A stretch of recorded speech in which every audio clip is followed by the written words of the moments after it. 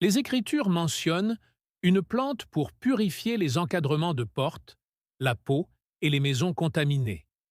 Elle était utilisée comme remède purificateur des milliers d'années avant l'avènement de l'industrie chimique. En 1999, un laboratoire néerlandais a étudié les effets du contact de son principal composé avec une bactérie vivante. L'énergie de la cellule s'est effondrée en quelques minutes. La membrane s'est rompue, l'organisme est mort. Un autre laboratoire a confirmé qu'elle détruit 3 espèces de moisissures par contact. La plante vendue sous le nom de hyssip dans toutes les jardineries américaines est en réalité une autre espèce.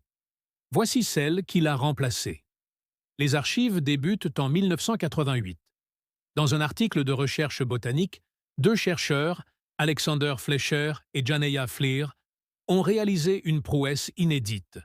Retracer l'histoire une plante à travers 12 siècles érudits, du 9e siècle à Bagdad jusqu'au 12e siècle au Caire, pour aboutir à une espèce que on trouve encore au jour, sur les marchés aux épices du Levant. Leur question était d'une simplicité trompeuse. Quand la Bible dit « hyssop », la plante en bouquet trempée dans le sang la nuit de l'Exode, la plante prescrite pour les rites de purification dans le Lévitique, la plante offerte sur le roseau lors de la crucifixion, de quelle espèce le texte fait-il référence? La réponse était pourtant sous nos yeux depuis 1000 ans.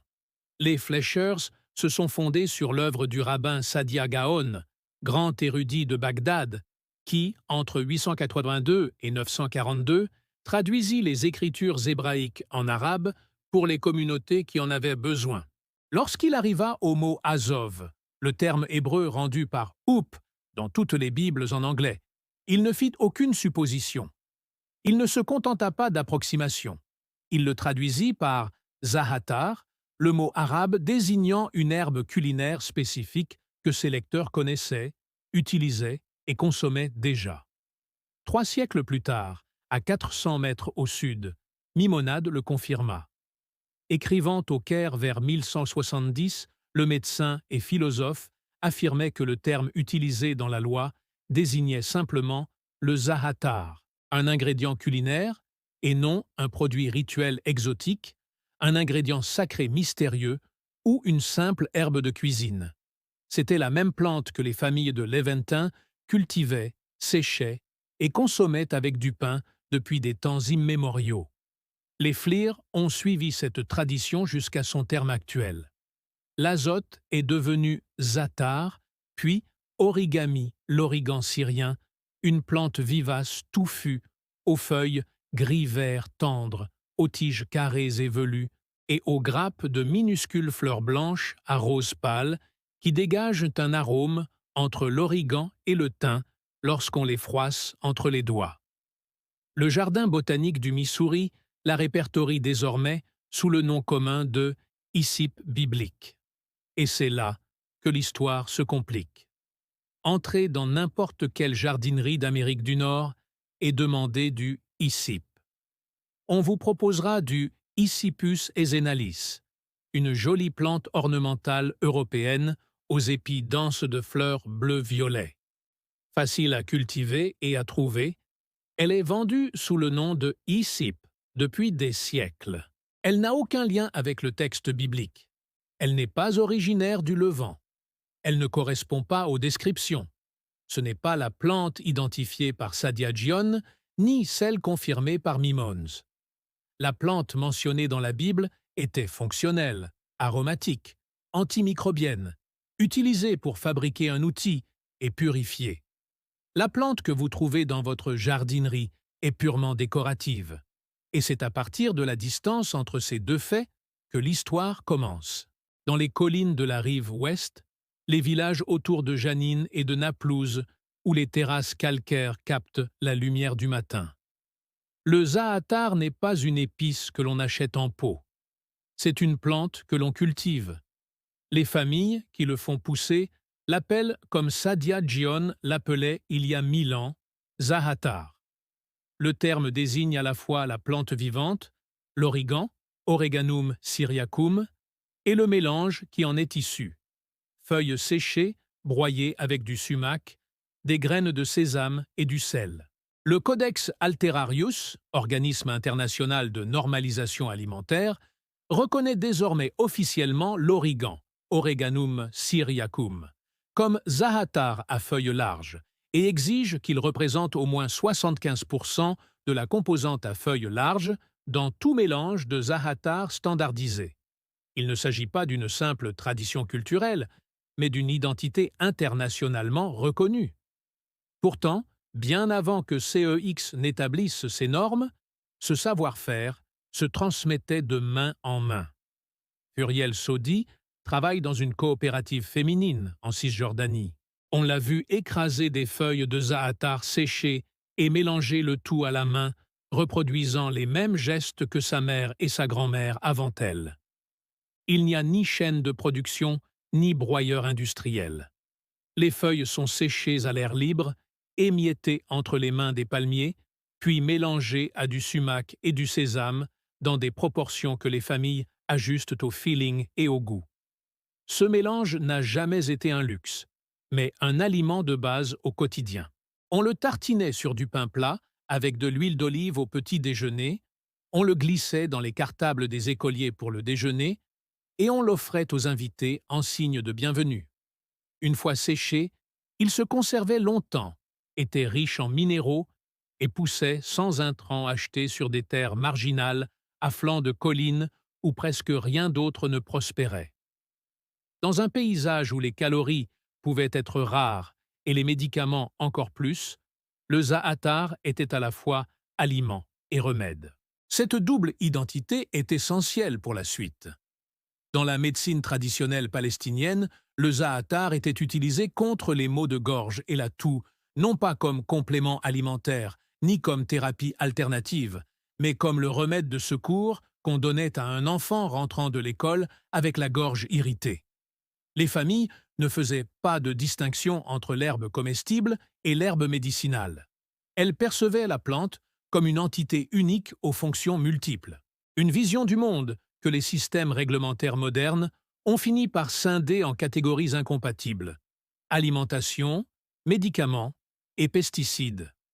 3 cadres juridiques différents, 3 organismes différents, une seule plante.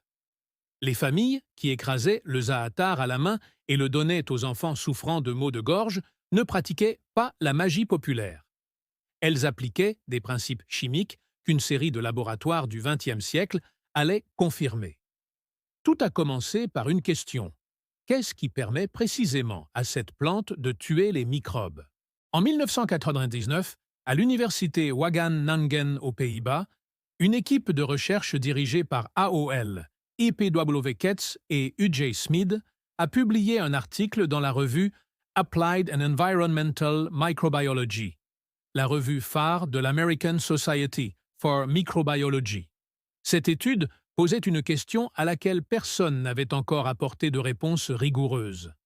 Le carvacrol, composé majoritaire de l'huile essentielle d'origan, Origanum syriacum, représentant souvent plus de 60% de sa composition, était connu pour ses propriétés antibactériennes. Ce fait était établi. Mais comment agissait-il? S'agissait-il d'un irritant de surface, d'un perturbateur métabolique ou d'autre chose encore? La découverte d'Ulti et de ses collègues était sans équivoque. Ils ont exposé Bacillus cereus, un pathogène alimentaire courant, à 2 mm de carvacrol et ont mesuré l'ATP intracellulaire de la bactérie, la molécule qui fournit l'énergie à toutes les cellules vivantes. En quelques minutes, les niveaux d'ATP ont chuté brutalement. Non pas une baisse progressive, ni un empoisonnement lent, mais un effondrement. L'ensemble du système énergétique de la cellule s'est arrêté. Simultanément, le carvacrol a perturbé le potentiel membranaire. Le gradient électrique à travers la paroi cellulaire, essentiel au fonctionnement, à l'alimentation et à la reproduction de toute bactérie vivante, est crucial. La cellule n'a pas dysfonctionné, elle s'est rompue. Voilà le mécanisme. Le carvacrol n'agit pas comme un antibiotique classique qui cible une seule voie métabolique, à l'instar d'un empoisonnement d'un engrenage. Elle s'attaque au contenant lui-même, à la membrane, à la paroi qui retient tout. Imaginez qu'elle dissout le récipient plutôt que de contaminer son contenu. Une fois la membrane rompue, la cellule est vidée de tout. 4 ans plus tôt, à 3200 km au sud-est, un autre laboratoire s'était penché sur une question similaire. En 1995, à l'université américaine de Beyrouth, une équipe dirigée par Doak Dogger et Satt a testé l'huile essentielle d'origan. Non pas le carvacrol isolé, mais l'huile de la plante entière, directement contre les moisissures qui contaminent les aliments et les bâtiments. Aspergillus niger, Fusarium oxporum, Penicillium sp. L'huile a démontré une forte action inhibitrice contre les trois. C'est sur la base de cette allégation d'élimination des moisissures qu'il est établi. Un laboratoire, une ville et des champignons identifiés. Puis, l'affaire des agents pathogènes de la gorge a éclaté. Une étude publiée dans Scientific Reports a testé le carvocacrol contre le streptocoque du groupe A, Streptococcus pyogenes, la bactérie responsable de l'angine streptococcique, de la scarlatine et des cardiopathies rhumatismales. Les résultats, confirmés par microscopie électronique, ont montré le même mécanisme, des lésions membranaires entraînant une fuite et la mort de la bactérie. Les images microscopiques ont révélé des perforations, des parois rompues, l'organisme déchiré de l'extérieur vers l'intérieur.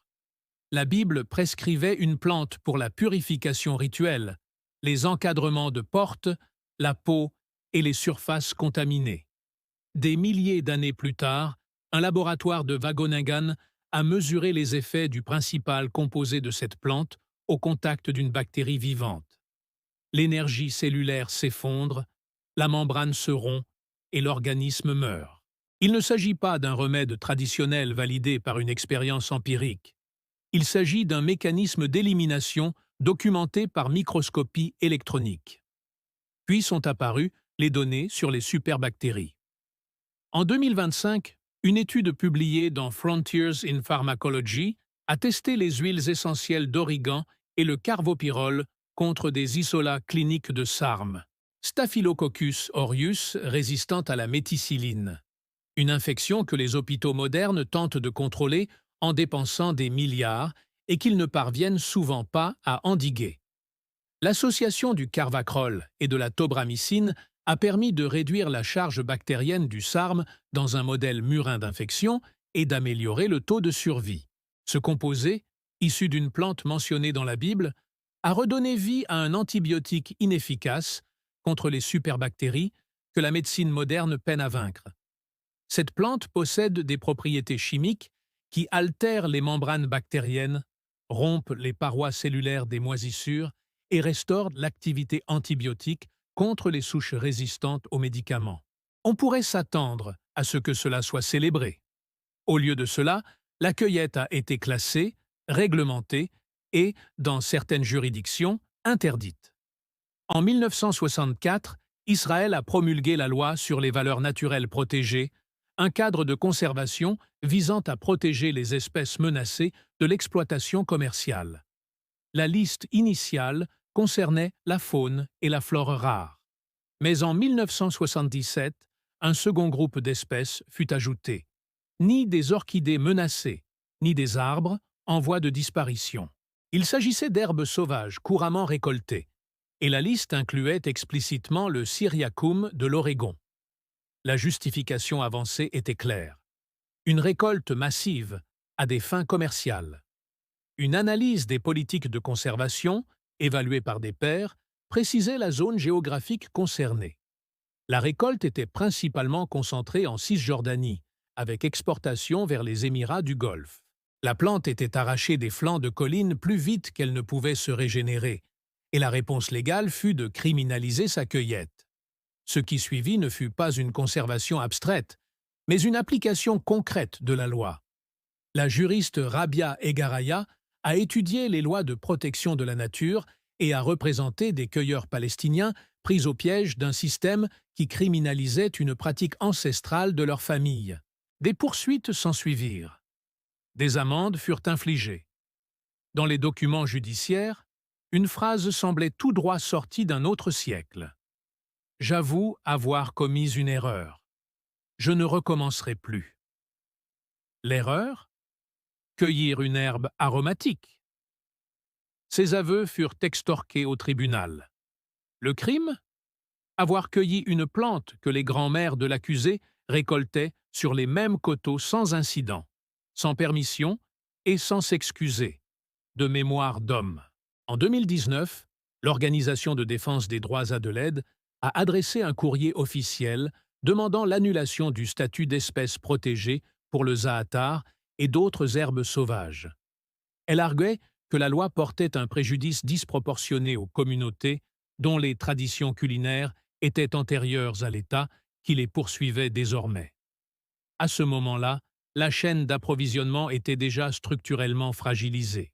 L'origan sauvage authentique, Seriacum, étant devenu légalement dangereux à récolter, le marché s'est adapté comme toujours. Il a substitué les ingrédients. Les commerçants se sont tournés vers d'autres espèces d'origan, d'autres variétés de margarine et des mélanges en poudre dont la composition était impossible à identifier. La fraude est devenue si répandue qu'en 2020, le Codex Alimentarius, organisme international de sécurité sanitaire des aliments géré conjointement par l'Organisation mondiale de la santé et l'Organisation des Nations unies pour l'alimentation et l'agriculture, a publié un rapport régional. Normes relatives aux zaatars mélangés. Cette norme comprenait une règle si catégorique qu'elle ressemblait à une accusation. Le produit final ne devait pas se présenter sous forme de poudre afin que les ingrédients restent identifiables et que la fraude soit évitée. Un organisme de réglementation internationale a codifié une règle antifraude car la plante authentique avait été exclue de sa propre chaîne d'approvisionnement. On l'a inscrite sur la liste des espèces protégées en 1977. Cette même plante était réputée pour être utilisée pour nettoyer les encadrements de portes. On a poursuivi en justice les cueilleurs qui la récoltaient. Des familles la récoltaient depuis des générations.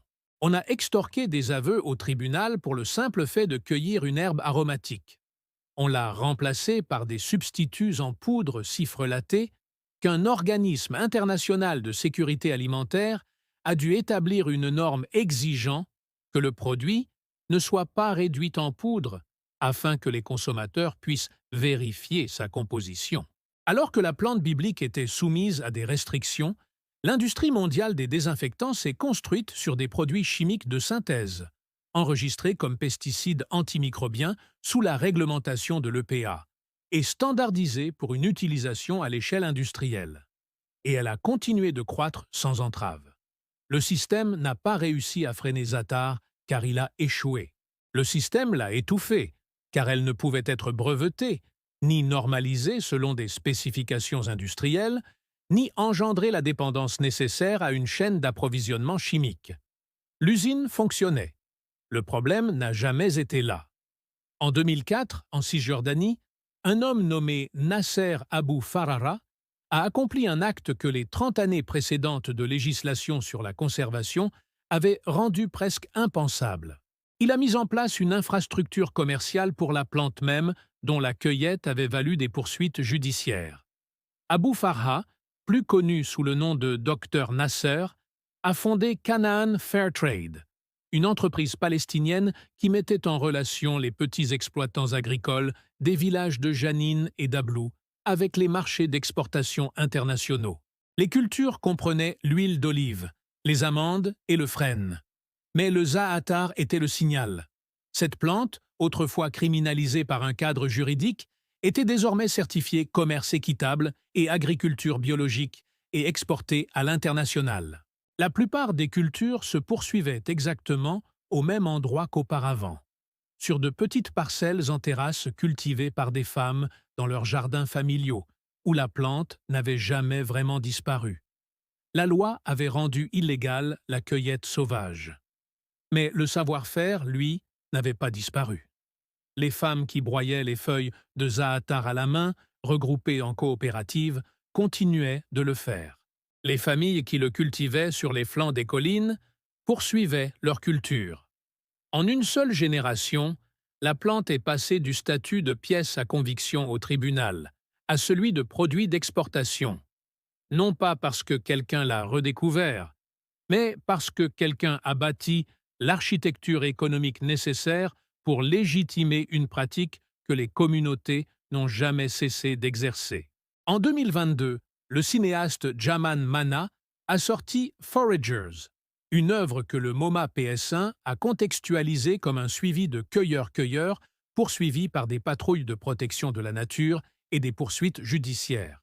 Rabat Egaraya, le même chercheur en droit qui avait représenté des cueilleurs-cueilleurs palestiniens devant les tribunaux, a participé au projet, ayant enquêté sur les lois de protection de la nature qui criminalisaient cette pratique. La plante qui avait fait l'objet d'un procès est devenue un sujet de musée. La confession « Je ne recommencerai plus » s'est retrouvée au cœur d'un débat artistique international. Puis, la plante a conquis bien au-delà de ses frontières d'origine.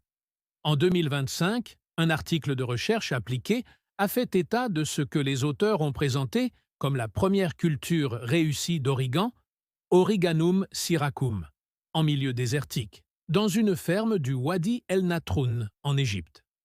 La plante, autrefois confinée aux collines où elle a vu le jour, prospérait désormais dans un paysage qui lui était totalement étranger. Irriguée, cultivée et disséminée à grande échelle, cette plante, jadis criminalisée, est aujourd'hui cultivée, exportée et exposée dans les musées. Le savoir-faire que les familles ont préservé dans leur potager, dans des mélanges artisanaux au sein de coopératives féminines de transformation des feuilles, perpétue la tradition familiale à l'instar de leurs grands-mères qui ont survécu au système judiciaire qui a tenté de l'éradiquer. Cette plante n'est plus prisonnière des listes d'espèces protégées et des aveux devant les tribunaux. Elle est disponible. Et la question qu'elle soulève est la même qu'il y a 3000 ans. Si elle fonctionne, pourquoi utiliser autre chose? Commençons par l'aspect visuel. Si la plante étiquetée cynorrhodon, dans votre jardinerie, présente de jolis épis floraux bleu-violet sur des tiges dressées, vous vous trompez d'espèce. Il s'agit de l'Ipus, la plante ornementale européenne qui a hérité de ce nom au fil des siècles de traductions erronées, mais qui n'a aucun lien avec le texte biblique. La véritable espèce Lipus origami est différente. Des feuilles ovales d'un vert grisâtre doux, des tiges carrées et velues de minuscules fleurs blanches à rose pâle regroupées en épis, et un parfum lorsqu'on froisse une feuille entre les doigts qui se situe entre l'origan et le thym. Chaud, puissant et incomparable. On le commercialise sous les noms d'origan syrien, de zaatar ou de sifflet biblique. Les vendeurs de semences proposent désormais des sachets étiquetés Origami, Zaatar et EOF, y compris des versions biologiques. Dans les zones USDA 9 et 10, il se développe comme une plante vivace en plein soleil et dans un sol bien drainé. Dans les régions plus froides, cultivez-le comme une annuelle ou dans un pot que vous pourrez rentrer à l'intérieur. Le Jardin botanique du Missouri la décrit comme tolérante à la chaleur et à la sécheresse, mais sensible à un mauvais drainage.